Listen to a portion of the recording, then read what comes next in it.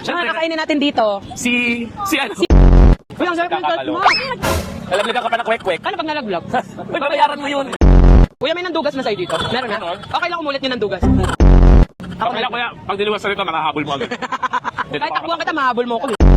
Guys, panoorin nyo na lang yung vlog sa mga phone nila. Ayun. Thank you. May cake tayo. Salam.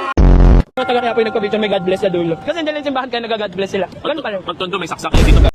Uy! Wala ba di pala dito to? Nakakatawan. Iba na daw. Bubbles ako dito, nasa Quiapo ako eh. Ay, grabe yung sibuyas. Parang pag ginahin ka, may putok na mamaya. Guys, hindi pa masyado masikip tingnan niyo. Hindi masyado masikip dito, ang sikip.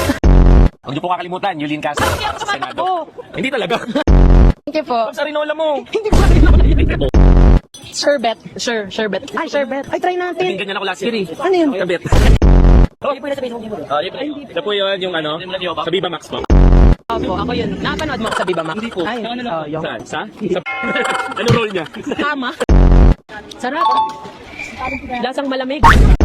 Ay, gusto ko nito. Try natin. Mo ako eh. Bukayo. Nakatawag sa akin, barkada ko yan eh. Bukayo. Nakapit si Jessica sa daw ba ako? Opo, lumipad po ang aming team. Di ba dati may jowa kayo ni Juan? Oh, sige sa'yo. Grabe talaga si Johnny Lee. Talaga mabenta benta sa mga bata. Nandito na kami sa simbahan. Solicit lang po. Ano ba elevator? Kaya po elevator. Ano yung flavor? Baboy. Wala po kami pork. Munggo po yan. Ay, munggo. Ano tumakyas kayo dito?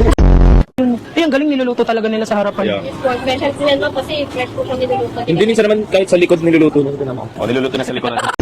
May free taste na pero kukunin mo sa kalan. Okay. Hey, pakain po. Kainin niyo daw siya. Ba't tinugan niyo mo po isang subuhan mo lang? O yung... Nakita niyo po itong dahon na to. Isang puno ng saging po ang kaya niya. Oh, saan po kayo na?